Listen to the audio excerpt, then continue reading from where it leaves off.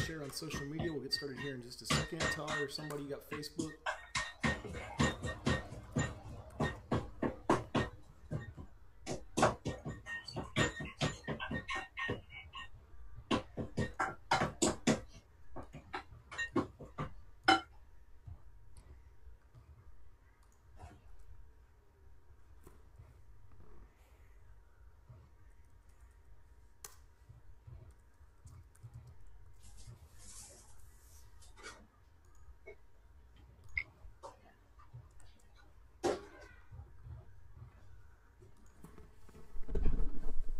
Good evening and welcome to another episode of the San Antonio Soccer Roundtable. Thanks for tuning in and watching. We've got a lot that we want to talk about this evening. Going to discuss a little bit about the World Cup and just some of our first impressions, as we do have that bracket challenge going on, and just kind of what our thoughts were on what we predicted and some of the teams that have impressed us. Also want to discuss Samba had another match, the San Antonio Blossoms obviously with an upcoming game, and dive into a little bit of that recap from San Antonio FC's victory over Sacramento Republic, and also preview kind of their upcoming match against Reno. So, we just played them here recently, but want to dive into those topics. Wishing everybody they had a happy Father's Day weekend. Obviously, we weren't able to broadcast on a Sunday evening like we normally would, and Tuesday just kind of ended up working out better for us than Monday. So welcome to the San Antonio Soccer Roundtable. Jose, how was your weekend, man? Had a great weekend, man. How are you doing? I had a wonderful weekend. I'm doing good. Just got to drive up there to Waxahachie. If you're not familiar with where that is, it is the gingerbread city, crepe myrtle capital of the United States. So got to head up there where my family is and just spend a little bit of time with my dad as well. Todd, happy Father's Day to you, man. How was your weekend? Good weekend. How can it not be a good weekend? You had soccer all weekend long. Soccer all weekend long. Got the World Cup going on, which we're going to dive into first. And then, Harry, happy Father's Day to you as well, buddy. How was your Father's Day? I hear you got a nifty new toy to play with. Got a nifty new toy for the podcast world, a microphone that the family got me, so that was outstanding. But yeah, Saturday was awesome. You got up at 5 o'clock, to be able to watch the first of 4 World Cups games, and the SAFC match in the evening as the topper. So depending on your teams, it was a pretty successful day, I would say. Yeah, speaking of depending on your teams, obviously there was an epic matchup on Sunday, but we'll get into that in a second. I know you guys are dying to talk about that. But I guess my first question for you guys would be is just kind of which match outside of obviously Portugal-Spain, where you saw the two powerhouses. Jose, I know you kind of posted that video of the first few matches and your thoughts on those, which that was a great match. It was a heavyweight fight. That was a great way to put it. But outside of that Portugal-Spain match, Jose, which match did you watch kind of over the last few days that just really stood out to you? I think we all just talked about it a little bit before, and we all agreed it was that Peru Denmark. The Denmark game, man. It was so many chances, so many good, plays from Peru, man. They deserved at least a tie, and the fans were they outnumbered Denmark. Denmark is a hop away from Russia, and Peru is totally on the other side of the world. It's amazing. After missing the World Cup for 36 years, you'd expect a force of that magnitude of people to go out and support their team, man. I'd say that one. And besides that one, you know what? I guess just because the amount of goals, the Russia game, there were just so many goals. It was Saudi Arabia. The first one. Saudi Arabia. Yeah, the first one. Just Saudi Arabia didn't put up much of a fight, but just goals coming in. Looking at the Russian fans enjoying their World Cup, and then obviously the Mexico-Germany, but and that's personal reasons. And to Harry's point, they did have another great matchup again today against Egypt. So yeah. Russia, we kind of talked about it there in our little World Cup edition show, but Russia definitely hasn't disappointed. So what about you, Todd? What was your one match that just kind of stood out to you? Just because of the result, I got to go with the Belgium match. The second half. First half was throwaway, but the second half, everything started clicking, and they're not who I picked to win, but they're who I want to win, so I was happy with the result. Yeah, they are kind of a dark horse. We had talked about that in that World Cup edition again, and I didn't catch the first half. I was at work, but I kind of have like a dual monitor setup, so I'm always sneaking like the World Cup over there on one of them to at least kind of be able to watch it a little bit. But they did look really good in that second half. The other team I think kind of is a dark horse, and it was mainly their goalkeeper was Iceland. I'd kind of talked about them a little bit, but he saved Messi's PK. He was a beast back there, similar to Mexico's goalkeeper. Harry, who did you impressed you or stood out the most to you? Just kind of watching some of these early group stage matches. I actually had two matches, the Iceland-Argentina one, but it's kind of for different reasons because I picked that Argentina wasn't going to make it out of the group. Right. And so to me, how Argentina scored first and Iceland came back and then held off, and then I really enjoyed the what was the match? The Tunisia-England match. Okay. That was a late thriller because you thought England was going to England it, and they ended up pulling it out, and so in dramatic fashion with Harry Kane, who has a great first name by the way. Like for two of those names, or pardon me, two of those games, like I said, he kind of stood out as far as just overall impact, and I think can shape the World Cup. Outside of course, the main event of the Portugal. Spain game, which I think everybody would have as the number one match, and may be the number one match of the World Cup, even after everything's done. The Senegal match today. I didn't see that one. I haven't seen it. It's good. Go rewatch it. Rewatch it. Good result. Okay. But there's also referee decision that kind of causes a little bit of controversy. It's all part of it as well. It is. It's all part of it, man. Yeah. It's all part of it. And what was the player supposed to do? No, I'm not faulting the player. I'm not faulting the player, but that does go into that story of, basically like the guy coming out of a penalty box for hockey, and which is allowed. I'm not saying it was bad, but if you listen to most pundits and they.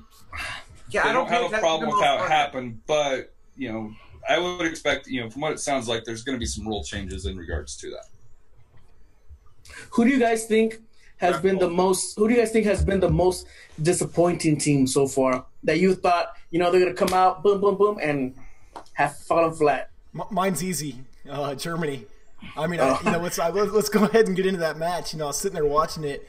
And I just, I couldn't tell, like, Mexico's counter, not to take anything away from Mexico, it was an amazing counterattack style of offense that they had. I think, like, that was the textbook definition of what a counterattack style of offense is supposed to be, and they couldn't do anything to stop it. But what really frustrated me with Germany was just the amount of times they would just, like, fall down and expect a call. I mean, they had the handball that was called on them early on, where, anytime somebody would touch them from behind, it's like their instinct was just to fall on the ground and expect that the ref was going to call it. And, playing soccer from a young age, that's like one of the first rules you learn is you play to the whistle, right? Don't give up on the play. Don't sit there and raise your hand up and expect that you're going to get the call. And they looked incomplete all over the field. Like, I couldn't really even pinpoint one area because they just didn't look like the team that we saw in the last World Cup or that we've seen, in the past. So I'm hoping that maybe this was a wake-up call for them, losing to Mexico. And again, not to take anything away from Mexico, they looked absolutely superb. So I feel very confident in my selections and our prediction pool that you're going to see Germany and Mexico moving forward from this group. I mean, if Germany can pick it up, because what a shame it would be if they don't even qualify for the round of 16 and don't make it out of the group stage. The previous champion, the previous champion tends to shit the bed. But I thought Brazil. I picked Brazil to win it all, and I thought Brazil looked like shit. So so for some reason they're not playing that Brazilian style. It looks, I don't know, it looks weird. Like something's missing from them. I'm not sure. Neymar's too worried about his hair, man. Haven't you seen he had like 4 different Neymar hairstyles got in 4 days?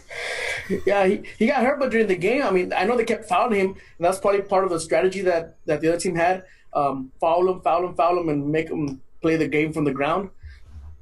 But I honestly expected something more from Argentina. Shoot, man, I'm starting to believe that. I think Harry didn't have him coming out of the group. If they keep playing like that, they might not, man. I'm not. I seriously thought, after the recent failures that they've had, it was going to be a switch on them. Now it's the time. Now it's the time to help out Messi. And it's still, again, Messi and 10 other players out there. I mean, also Messi missed that penalty, or did he miss it, or was it blocked? It was blocked. He still missed it. They kept, but it was blocked. He didn't shank it. They kept saying, "Oh, he missed it. He missed it." Right. Give the goalie some credit. He blocked the penalty. Yeah, he dove the right way. Here's the problem with Messi, and I heard this on I forget which show it was. Messi only converts about 76% of his penalty kicks, so that's the weakest part of his game. 4 out of his last 7. Yeah, he's never been a good penalty taker. So to me, like I said, to me, he's my favorite player. I think he's one, the best player in the world. And you can start to see him losing those steps. But to me, it's you've got the wrong guy taking it. On our level, it's like Billy Forbes taking it. He's a great player, but you put him on the spot, and for whatever reason, he tends to struggle with it. So I know you said that you thought Messi was the best player in the world, but we had who is arguably the other side of that coin, Ronaldo with a hat trick for Portugal. I know I saw one picture. I think Benji posted it, and it was like Portugal squad for the World Cup, and it was literally just Ronaldo's face on every player. Like the pre-picture with the outtake. Yeah, it's just his face. Yeah. Yes. I mean, that's pretty much it for them. I mean, it's how is Ronaldo doing today? That's how the team's gonna. That's how it's gonna be. Yeah. I mean, and you know what? I was watching it with Amico and T and Guillermo, and on that free kick from Ronaldo, I'm like, you know what? He's gonna make it, and they were like, why? Because he has his shorts rolled up. Oh yeah, he tucked them up real high, right? Yeah, so he tucked them up. I'm like, he's gonna make it. But that was, I mean, even not a lot of people are talking about that Diego Costa goal, the first goal. That was an amazing. He was, twisting his hips, making every goal every way, and he ended up scoring that goal. That was a pretty great goal. And that the second one, was the other one? Who was the keeper, De Gea, just kind of went to go deflect it, and I feel like Diego Restrepo might have had that save, but definitely it was that was the one that was kind of errorless, but the other two were definitely buttes. So Ronaldo, the one Nacho scored when he get it off the volley, that was a great goal, man. Oh my gosh, yeah, that's one of the top goals so far. I agree. So it's definitely been an interesting World Cup. We've got our little prediction pool going, so we'll continue to just kind of update that stuff and talk about that a little bit. As I said, it's hopefully Germany comes out and looks like a different squad, but Mexico was definitely, I think, a team to watch. And what's been really fun about Mexico is they've kind of taken over Russia based upon what I've seen on social media. And I don't know if that's a little bit biased just from, the people that I follow and stuff like that. But it's probably that. They probably do have that Colombia crowd, though. Colombia, holy shit. Well, what'd you think of that Colombia match today? Did you have a chance to watch that? Because they lost to Japan, didn't they, 2-1? Yeah, they got that red card in the 3rd minute. How did Colombia do overall? Like, were they not playing well? Was it Japan playing well? They were down to 10 for 87 minutes. Okay. But you can't use that as an excuse. And Japan played very well, and did they? You got to give it to them. And I did say Japan was going to get out of the group. So yeah, we'll have to see. Did you guys hear that strategy that the South Korean coach had? Oh my gosh, that was hilarious. Yeah, go ahead. Walk us through that in case somebody missed it. Yeah, they changed the kits. They switched kits during practice just in case any Swedish coaches were scouting. Because apparently European people can't tell Asian people apart from their... I'm like, wow, what are we doing? Like, what is this? Is that racist? Like, I don't know if it is. Is that PC? Like, can you do that? Can you say that? But no, I did read that article. That was pretty interesting. And heck, man, whatever leverage you can get, right? Like, is Bill Belichick coaching the Japan team, or what's going on here? Thomas, what's up, man? He said as a German fan, he was impressed with Mexico. Hell of a game, and Russia is a shocker.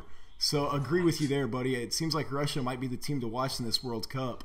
But so that's kind of our World Cup wrap-up so far. The other thing that we wanted to make sure that you guys were aware of, Samba went up to Round Rock to face the number 2 team there in the UPSL Central Southern Conference, and ended up losing 4-1. So, that team in Atletico Katy definitely seemed to be the runners in this group. Todd, did you have an update for us on Samba? Anything you wanted to say?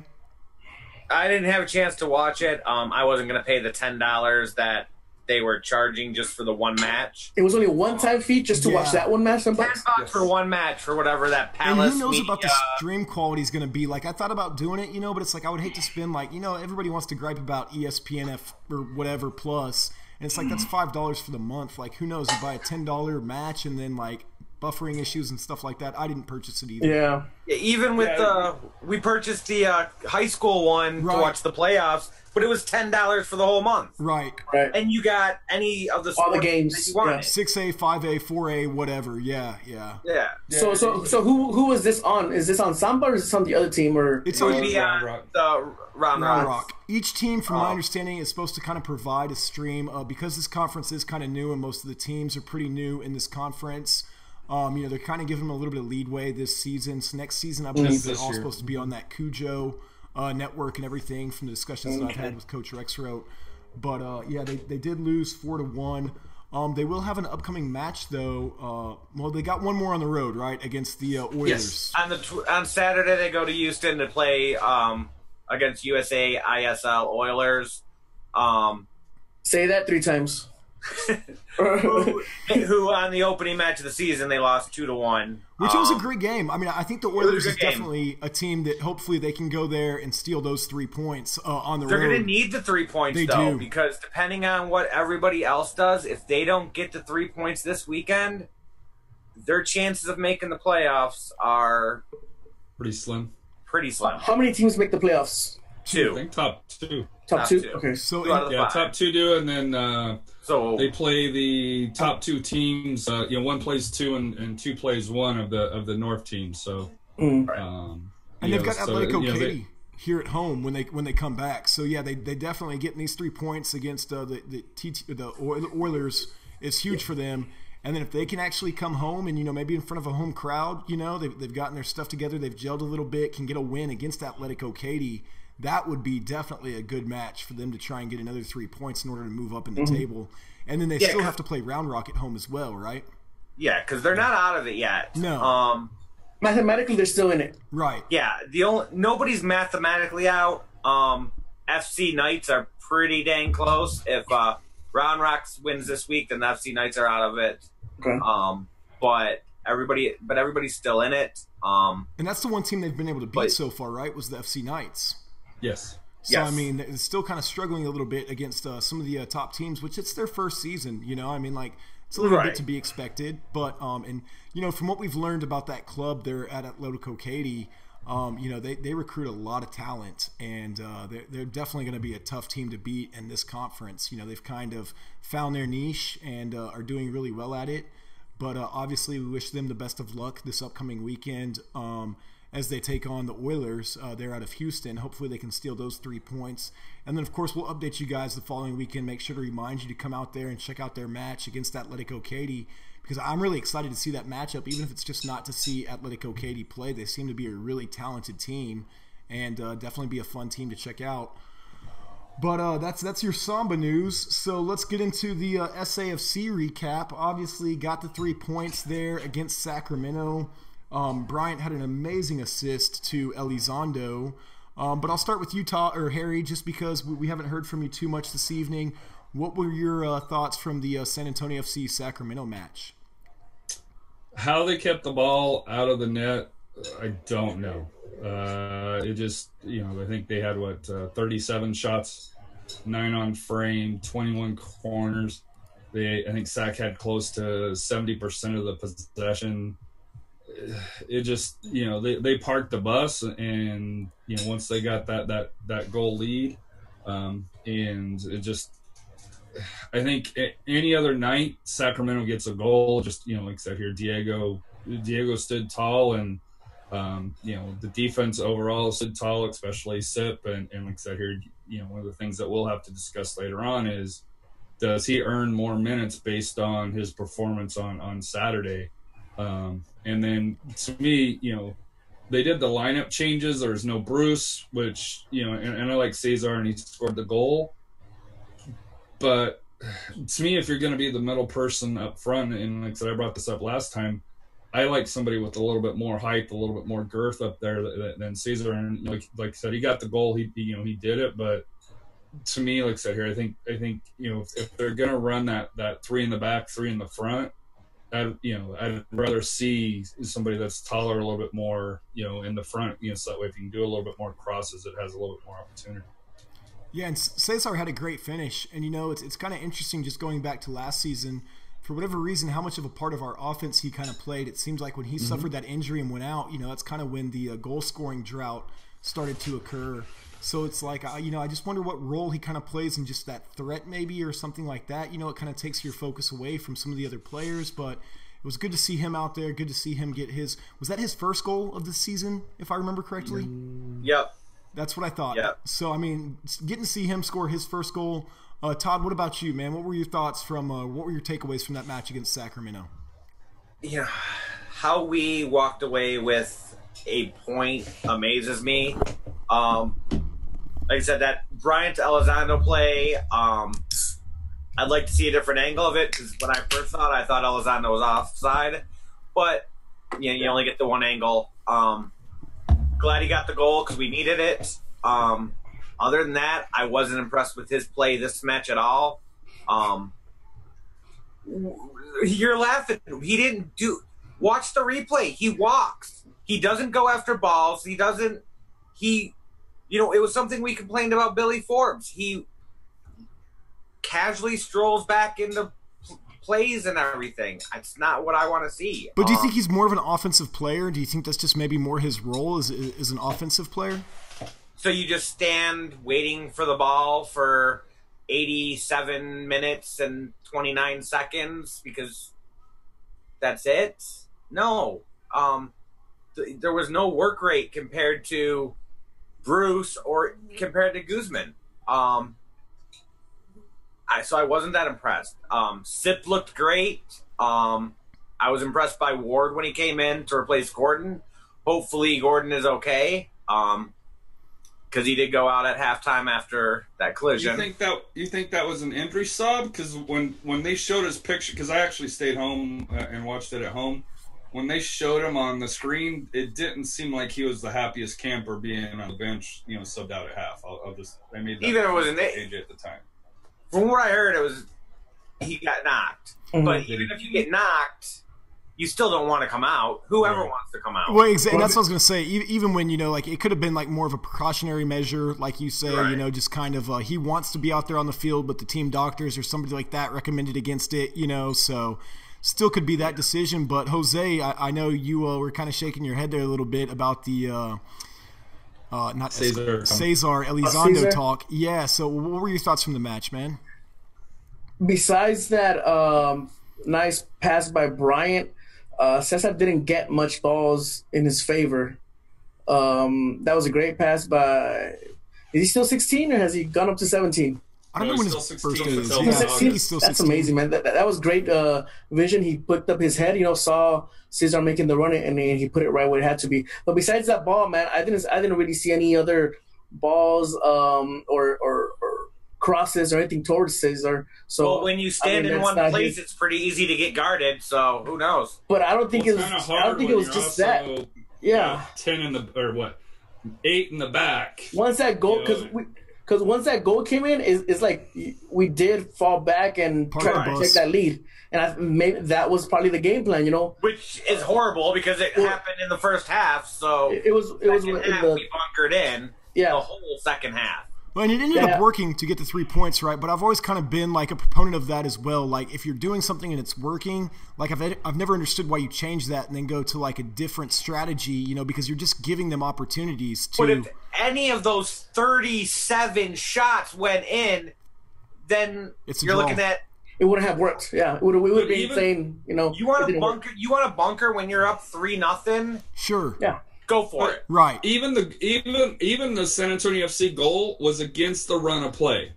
Sacramento was basically shooting all game long. Outside of the Bryant, he forced the turnover, he got the assist. Cesar finished it. Outside of that, it wasn't much. there wasn't anything, be and excited the about. midfield was it was junk. They couldn't control the ball. They kept turning it over. If you're looking at it from a defensive side, it's like an A+++. Sure. If you're looking at it as an offensive game, it's a D-. Yeah, you got the goal, so that's the only reason why they're there. But if you're looking at the defensive side, or pardon me, the offensive side, It was shit.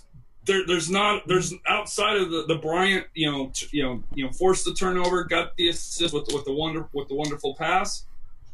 There's no highlights. That's why when you look at the highlight thing, it's all Diego because yeah. they had nothing else to do outside of the goal. Well, and so let's celebrate that. Obviously, like you said earlier, Sip had a great performance. It was great Diego to see and him out Sip, there on man. the pitch. Sip played his heart Sip. out. Man, he was diving he looked like a luchador, man, diving from third rope, for balls and shit. It looked like he was getting cramped up towards the end.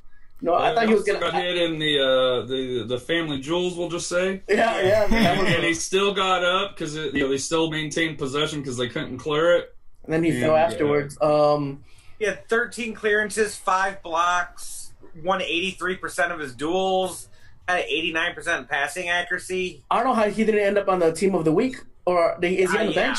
Is he on the bench? No. No. I never looked. I don't know about Well, I the don't bench. understand how Diego didn't get the player of the week. And I want to talk about Jason Johnson's goal, later on. Was that the scissor kick But- one for Phoenix Rising? Yeah, the scissor kick from Phoenix. He had 3 goals, but it was against Vegas and Tulsa. Does that really count? But to me, how Diego wasn't the player of the week, on there, it baffles me. And how he Sip continues. wasn't on the team. He continues to prove himself, man, week in, week out. That I'm kind of afraid that he's gonna get picked up, at the end of the season by another team, and we're gonna lose him, man. The way he keeps playing like that 2 seasons in a row, man. Shoot. He won't go MLS. He's too old. Did you guys Goalies stay around longer Yeah. though. Buffon? Yeah, he's 40 years old. Shit, how old is Tim Howard? Now, mind you, Tim Howard sucks. 30 Exactly. He's playing for who? The Colorado Rapids that have the same points as Tulsa. Maybe Diego goes in there Yay. and turns him around. Yeah, for the Colorado Rapids, Diego. Yeah, but he was a national team goalkeeper until I don't know 6 months ago. Right.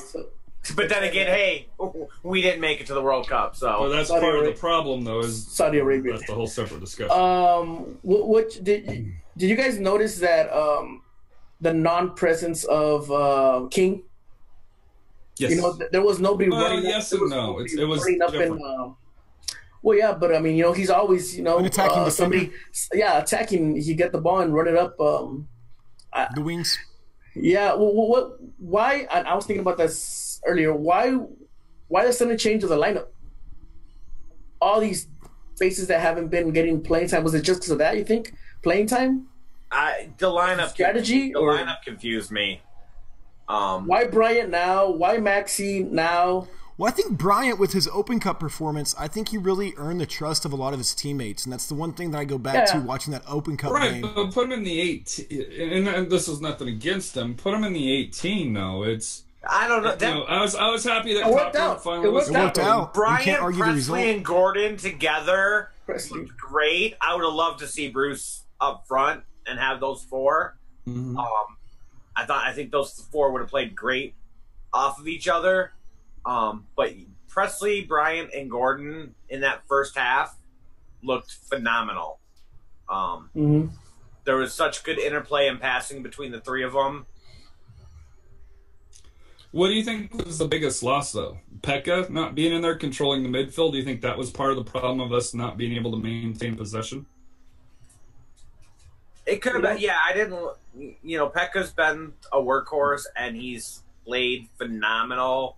Recovering the ball, yeah. Underappreciated probably, but he's been Oh, yeah. That probably would be the one solid player the in biggest that miss. midfield. And I like Maxi, but Maxi is not a good. He's not Pekka. He's But not he doesn't have the experience. You know what I mean? So you can't blame him. But you're playing Sacramento. They're third in the league. See, and that's why I didn't expect That's I didn't- during this my game. point. If you're gonna do it, you're gonna do it against the Tulsa. Tulsa. OKC. Well, Tulsa. You don't know. we gotta win against Tulsa first. No. But you know, you gotta do them against all those other Absolutely. teams. Why do it against Sacramento? Yeah, it shocked me. Maybe because it was unexpected. You know, we talked earlier about how Mexico just kind of changed their whole style of attack against Germany. Right. They didn't change the attack. Well, but I'm just meaning the staff. Like, you can key against players. If you know a lineup and you know each player's strengths and weaknesses, you know what I mean? Like, you change that lineup up, and it's like, oh, shoot, we haven't really seen too much of Sip. Like, we don't know where his weaknesses are, where his strengths lie, you know? So, I don't know. Maybe it was just something Coach Powell did to kind of try and throw him off. And at this point in the season, it's still kind of early enough to where you either see some positive results from it and you make a game plan moving forward into the second half of the season, or it doesn't work and it blows up in your face, but what'd you really have to lose? Yeah, well, we can't criticize Coach Powell because before we were criticizing him for not making changes. Right. You Now can't you made flip it around and say, "Hey, you made Why too you many." made- Why are you changing You the lineup? can't do that. yes. Blah, blah, blah, blah, blah, blah. Hey, Todd. What'd you think of Ryan not starting? Rashando. Shocked, but you know, Not going to but complain? Harry's giving him the thumbs up, but looking, you know, maybe, you know. I place it more on Pekka not being in there than Ryan. That was the bigger disappointment. That's why I say that to me, when you ask that question, that probably is the one biggest player that was missing from that lineup, just in terms of Yeah, but Has he- Ryan, He came on, right? He came on later on in the game. No, yeah, Yeah, he came on for yeah, he Elizondo. did. yeah. I What do you guess that's think when the- they were trying to secure the. Well, they went five. They went from three in the back to 5 in the back. So it looked like 7 or Come 8. on, we went were like like 8 in the back. What are you talking about? 9 with Restrepo, We right? had everyone back there. We had some of the people in the first stands in the back also. You had the Gardeners down there and everything Yeah. guarding the goal. they had the imaginary. Yeah. Yeah. No, I so mean- let's move on though. Did you have one more thing you wanted to say, Jose, about the match, or any No, of you guys? that was a pretty gnarly cut that Lopez had there at the Oh end. yeah, Of Lopez got late. At first, I thought he was, diving a little bit, but yeah, it's like killing time. That's what I thought it too was for a late little in the bit. match, and but yeah, I'm assuming that when he woke up Sunday, he probably wasn't feeling the best. Yeah. For sure. So they got the 3 points there against Sacramento, which was definitely much needed in order to try and leapfrog the table. And I know we kind of posted earlier that we've got this match now coming up against Reno, and a victory against them, you know, could really propel us into that number 7 spot there. And back, Not necessarily, or 8, depending on other results. Right. We could end up anywhere between 7 and 9th with a victory. Right, but Reno is obviously that team right now in the 7th spot, correct? So it's kind of like we said, this month is the month to beat these teams, because you're not just beating teams where, you know, other teams can win and you don't really catch up or make up any points. These wins all really help to try and put us in that playoff position. But Todd, I am going to start with you because we do have your 3 keys to victory as they take on Reno. So just kind of walk us through those. Well, we need to strike first, just like we did against Sacramento. We got to try to get on the board first. We need to get off on that, you know, the right foot. Reno can score, and they can score in bunches. You know, they dropped 3 on Swope, they dropped 3 on Sacramento, and they seem to play up to their competition. We also need to keep our head in the match. Too many times when we've conceded that first goal, you start seeing the yellow cards, you start seeing the pressure, and we fold. We can't do that. Keep your head on the goal, keep your focus on the net, and we need to control our first touches. Something I've been saying all year long, our first touches kind of suck. So we need to control them. You know, we can't give them the opportunity to capitalize off of one of our mistakes. This is a team that's coming in on an 11-match unbeaten streak. 12 now? 12 USL. So, including a victory over us. So, we need to keep our head in the game. And we lose our cool too much, especially certain players. And then they got some really good players. Mafaka, Hepino. These are players that can score on us, and hopefully Diego has another masterful game and Sip is in that starting lineup and can clean up some messes. But so here's my question to you: how do you put Sip back in? Because you're not taking out Bryant, or you're not taking out Cochran, you're not taking out King, right? You just took out King. Well, but are you going to do it 2 weeks in a row? No, because he had a suspended of He had 5 yellows, right? So he's going to come back. You got to think that he's automatically back in. Just because of what he's showing. I think offensively it works better with King in there because they go up his side quite a bit. Mm-hmm. I know you're not a fan of Felix. I know that, but like I said here, I think Felix, has been to me underappreciated. Yeah, I'm warming up on Felix. Okay? Warming up, that's a good way to put it. I'm warming up on Felix, but so how does Sip get in there if we keep the 3 in the back? 4-3-4. 4-3-3. Play 4-3-3. You want to go back to like a... Because King's going to go up anyways. True, so it's almost like a 3-5-3. So, yeah. Or, hey, you played King on the wing in the, in the midfield for the Open Cup. Yeah.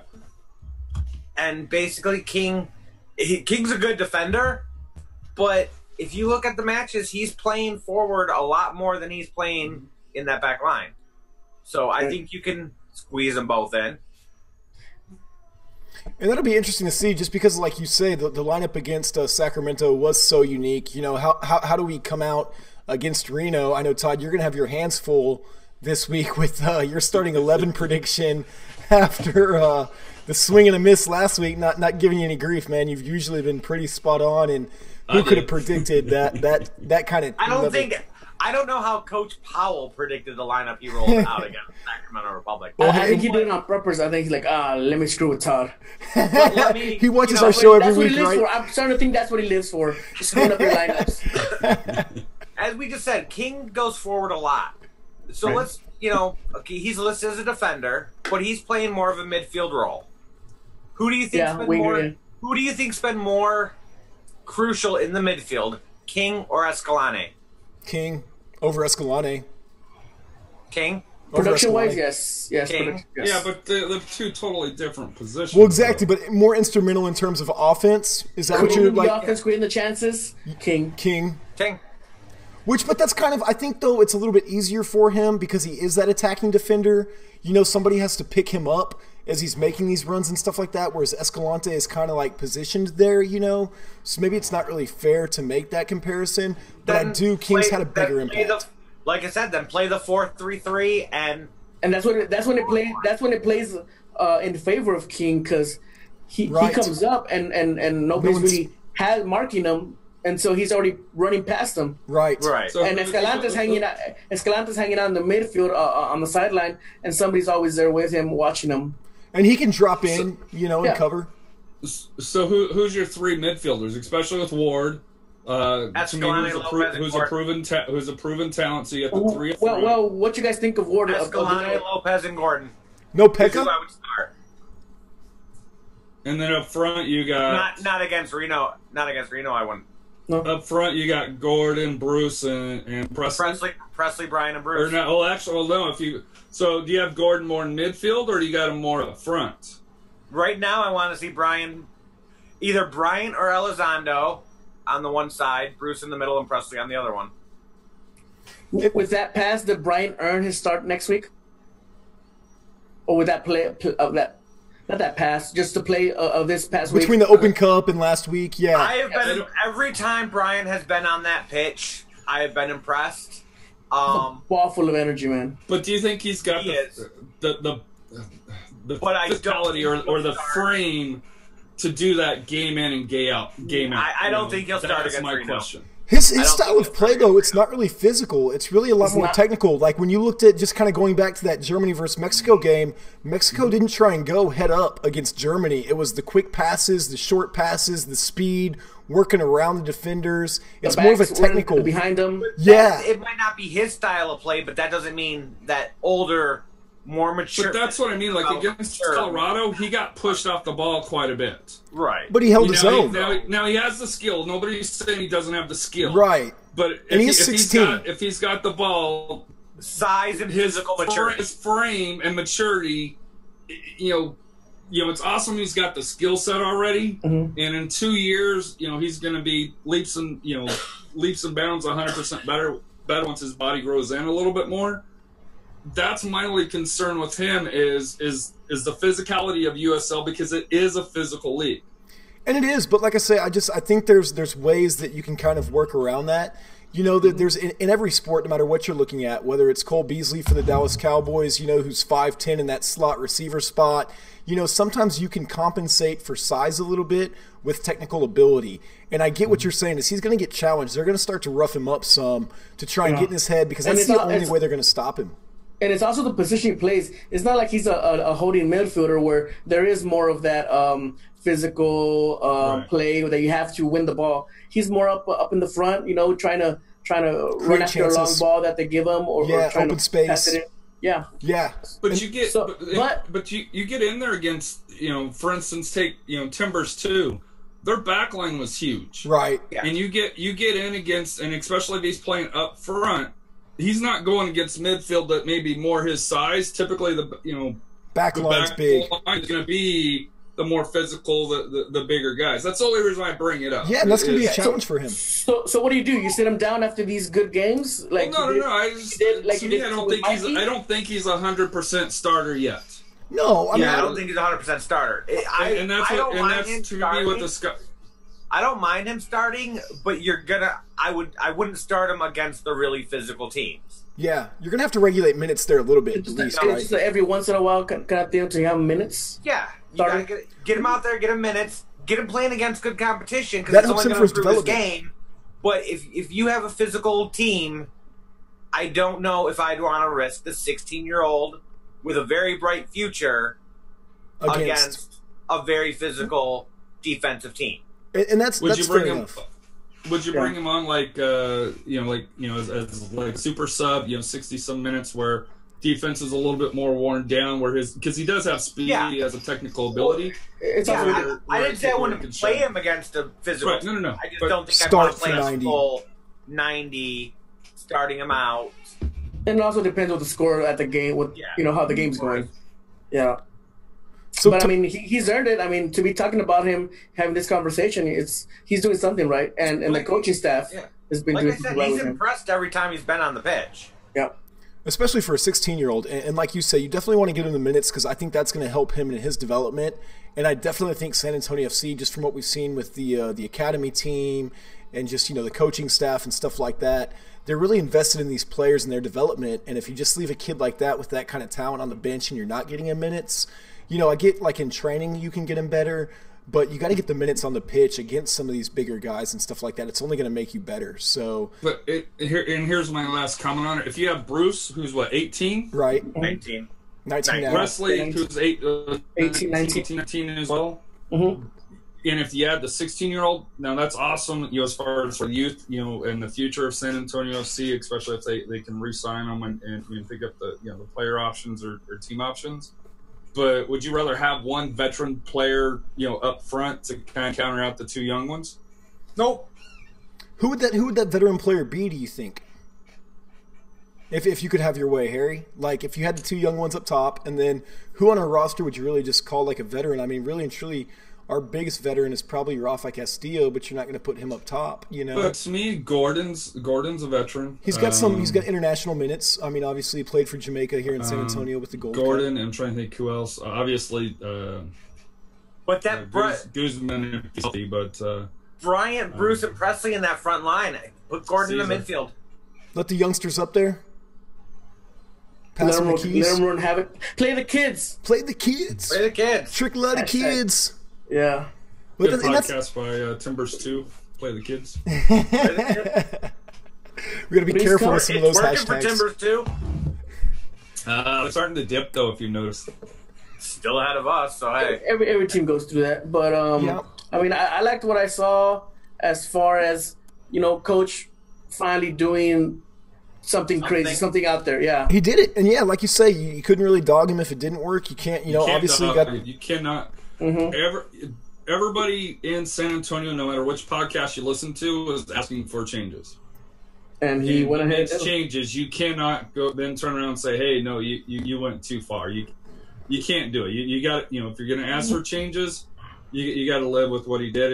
And when I saw the lineup, I was like, holy shit, who got a hold of Coach Powell, because this, that was the extreme opposite of what he's historically done. Yeah, but it worked. Thomas was asking about points. Yeah, we got the 3 points. You can't argue the result. That's why I say Thomas was asking about the Gordon injury. We don't have too many details on that. We kind of talked about that a little bit earlier. Not really sure if he got pulled off because of an injury, but we'll definitely try and find out some more information on that throughout the week. But some other interesting news, in case you guys haven't seen it, the San Antonio Spurs released, I guess, what is supposed to be a Spurs World Cup jersey. It kind of looks more like a T-shirt to me than a jersey, but just kind of wanted to get y'all's thoughts on the San Antonio Spurs having a professional soccer team here in San Antonio and opting out of really trying to include SAFC. I mean, maybe they could have thrown like a Spurs logo over the current SAFC jersey, or Jose. Or having two logos. Yeah, or two. Okay, so Jose, you're kind of the gearhead here. What did you think about? You know what? It was a. You guys ever drive by those corners when it's Spurs playoff season and they're selling all these shirts? Who hasn't? Right? It's kind of one of those things that is kind of one of the design, not the design, but just the. Yeah, the design. I mean, it's just the colors. Horrid. Was expecting something better. I don't know. We say it all for the time. We say it all the time with their merch. And then, especially for that price, that is a crazy price that they're asking for. $110 for this T-shirt. Hey, you got to pay for that Kawhi contract. It's a shiny T-shirt, man. Let's not get into Kawhi, man. I think that too soon. It's a shiny T-shirt, and they're just trying to make a buck on the World Cup hype that's happening right now, man. You know what I mean? But here's my issue with it. Number one, they have a soccer team, so try to go through them. But how many fans have asked for a Fiesta kit? 4. How many fans have asked for it? I mean, I think it would sell. I think it would sell during Fiesta, not right now. Why are you bringing it out right now? But to me, that kit looked like a Fiesta kit because it had the Fiesta colors. It was. So if you're going to do that, why not market it as a third kit and do the co-brand between the two franchises? My question there are people that would pay if it's a decent kit. Over $100, man. Not $100. Like maybe $40. My question is, how are you marketing that as a World Cup kit? Right. What makes it a World Cup kit? Anything with the World Cup. Yeah. No, it's put definitely the a marketing Spurs logo on a cheap warm-up top. The Spurs have players from all over the world, so that makes it a World Cup. They're just trying to distract everybody because what's his name is leaving the team. Kawhi Leonard. Yeah. Rudy Gay. Thomas St. George actually had a funny comment. He said, "Did the Soccer Factory make that crap?" Oh, I mean, if they did. It wouldn't shock me if they did. It looks like something they might have conceived with the and that's Soccer against Factory. Soccer Factory. I'm not a big You know what it fan, looks? It looks like a you went on a website and you made your own custom We soccer just jersey. laid the lettering over top. For your 5-year-old Saturday league. Or my Sunday league, man. Yeah, I mean, it's just. So I don't even know. That's the Spurs World Cup jersey. In case you missed it. Going back to kind of my favorite gear, though, I don't know if you guys saw the Nigeria-Croatia game, but they had some awesome training tops that they came out in, and I'm going to have to probably get at least the jacket. I mean, it's so hot here in San Antonio, I don't know if I'll ever really have a chance to wear it, but I thought those were pretty sick. You got 3 weeks to wear it. Three weeks in December, right? Yeah, about. Early Christmas present. But what other like teams did you guys see where you saw the kit? And I guess I'll start with you, Todd. What other did you see any other jerseys where you're like, man, I'm gonna have to get that jersey? It like reminds me of those freaking what were those workout zebra pants in like the late '80s? Yeah, yeah. It reminds me of. They were horrible. They were horrible then. They're horrible now. It's freaking ugly. It's making a comeback like fanny packs. Dude, it's like the 1990s. I think the NFL had that little thing where like each team had their zebra outfit, and it was like starter or something like that made them. Yeah. Yeah, but I just thought those were pretty clean looking. Even their jerseys, I thought were pretty nice.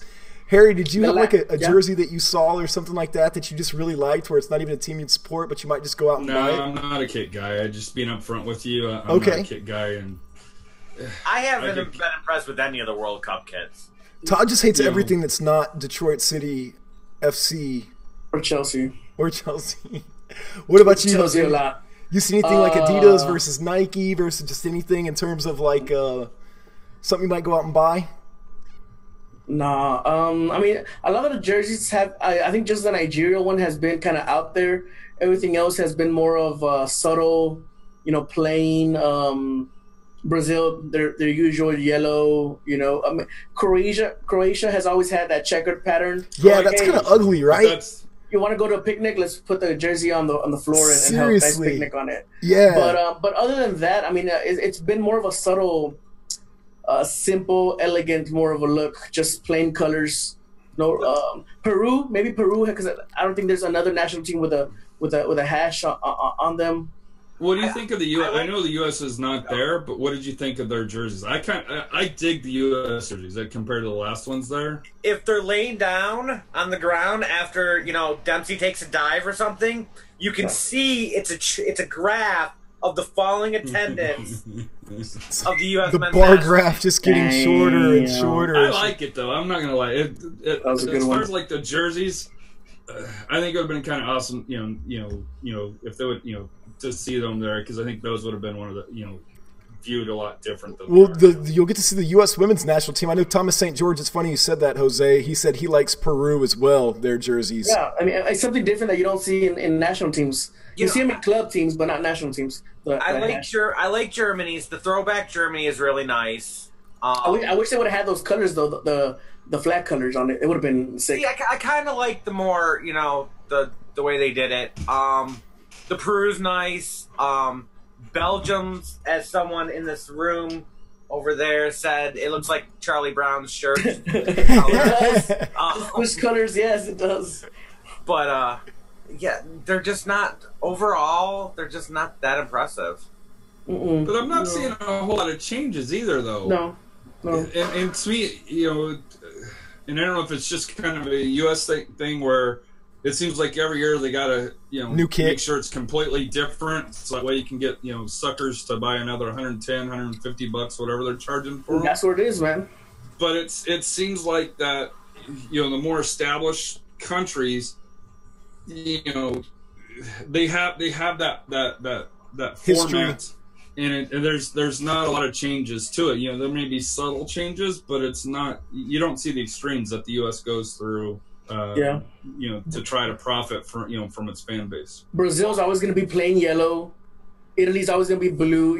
Germany for the most part just white. I like how they came back with the green one though for Germany. Like I had to go out and get that. I had the white one, but when they came out with that green one, and you'll see more changes in the away kits. That's what you'll see.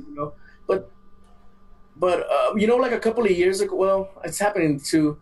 Remember when the Total 90 jerseys came out with the circle in the middle? Everybody had the same one, just different colors. They're kind of fun.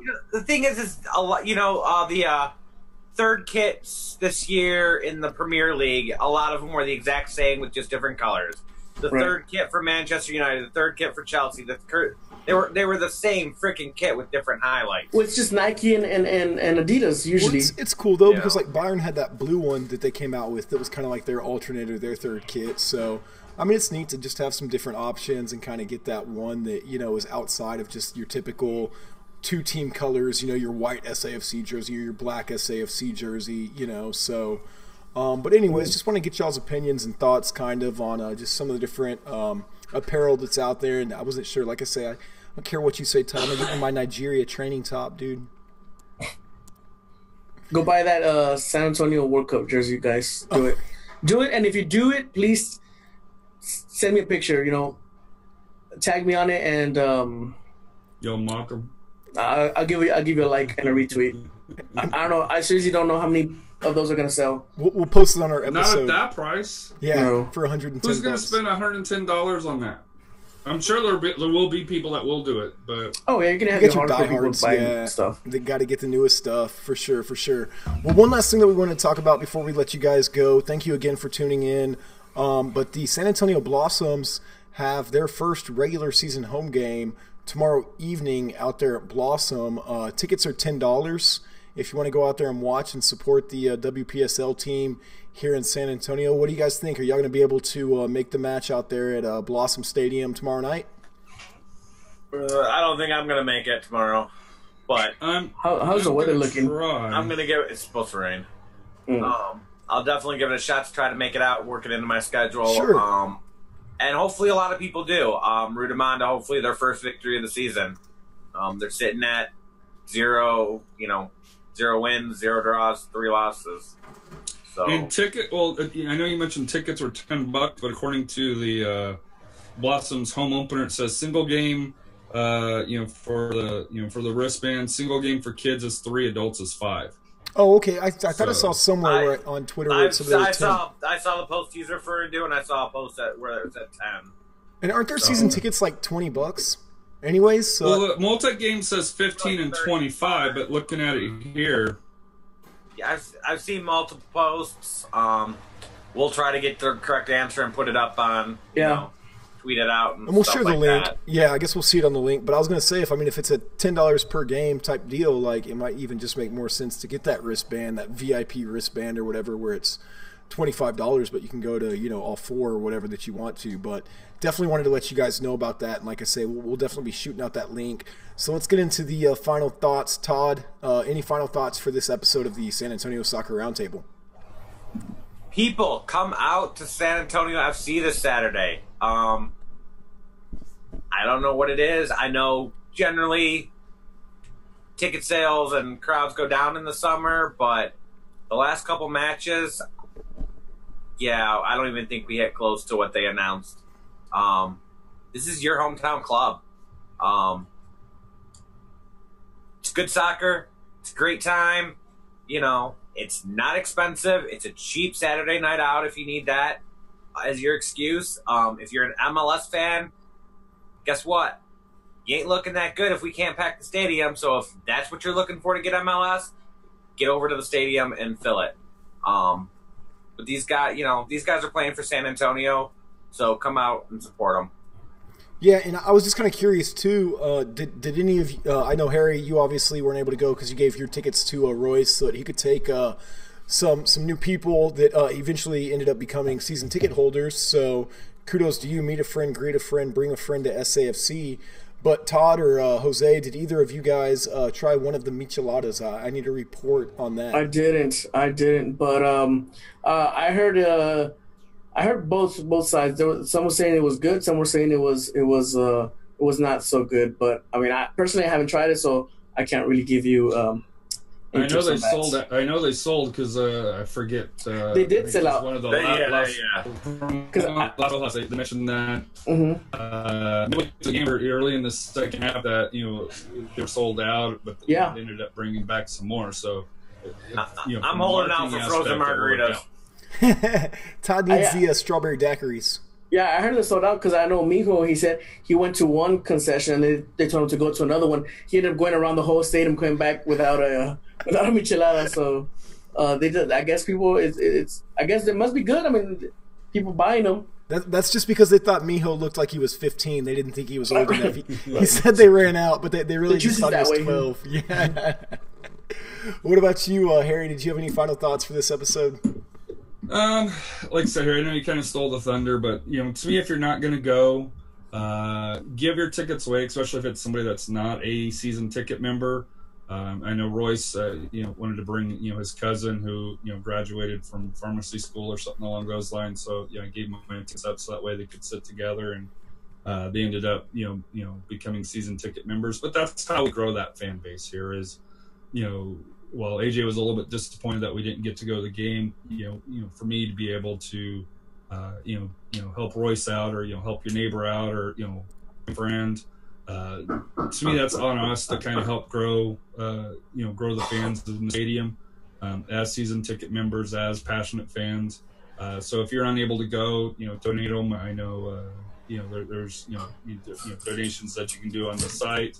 Veterans, if you can donate to a veterans organization, kids charity organization, just make sure those seats are full and not empty. Yeah, no need to waste a ticket. That's for dang sure. I know there's been a couple matches so far this season I haven't been able to attend. And that's one thing I can't stand is it's like, there's enough people out there that are interested in kind of going to where you can maybe bring somebody in, that even if they don't become season ticket members, that they get a feeling for what exactly San Antonio FC has to offer. So why waste the ticket? Like, don't let a ticket go to waste. I'm a huge proponent of that because somewhere out there's somebody that wants to go see that. What about you, Jose? Any final thoughts for this episode? Yeah, man, I just want to give a quick shout out to AJ Ajikwa on his celebration after that goal he scored on the weekend. The little salsa. I saw him. I saw you. And yeah, man, just come out to the game. Keep watching the World Cup. It's exciting. We're going to start moving into the final stages here soon. And that's pretty much it, man. I mean, San Antonio is starting kind of to go on a streak here. A couple of good games or good results, I should say. So yeah, just come out to the game, and we'll see you guys out there. Hopefully, it's not as, I'm not sure how the weather is going to be this weekend, but hopefully it's not as hot as it has been. Yeah, well, we're definitely going to have to. I know some people were hating on AJ for that celebration. I don't know, maybe Maxie can help him out a little bit with just kind of refining that some, and getting it to a science. But again, I guess I just wanted to also too, if you guys received one of the San Antonio Soccer Roundtable stickers, we would love your feedback on those. Post your pictures with them. That's what we want to do with them. We still have about 17 left. So Maxie, I'm going to mail yours out tomorrow. Like I said, I was out of town this weekend on Saturday, so I'm going to put that in the mail for you tomorrow. I've got your address, so you should be receiving that this week. But if you're one of the lucky ones to get one of those, post us a picture of just kind of where you put it, and let us know what your thoughts are. But we've still got a lot of those that we're going to want to give away with some different contests and things like that. Obviously, we've already stated the winner of our World Cup prediction pool is going to get one, but we'll be doing some different fun stuff. We'll come up with some ideas on how we can pass those out to some of our different fans. So make sure that you tune in to our live episodes because, heck, we may just give away one on air, to the first person to comment or something like that. So be sure to follow our YouTube channel. What's that, Harry? Thomas St. George. What did he say? I'm sorry, I missed it. Well, no, he's usually the first one that comments. Oh, yeah. To the one person that watches our show live, we'll give you another one. Yes. We appreciate it. Thomas. we do it for you, man. But for real, again, thank you for tuning in to this episode of the San Antonio Soccer Roundtable. We out.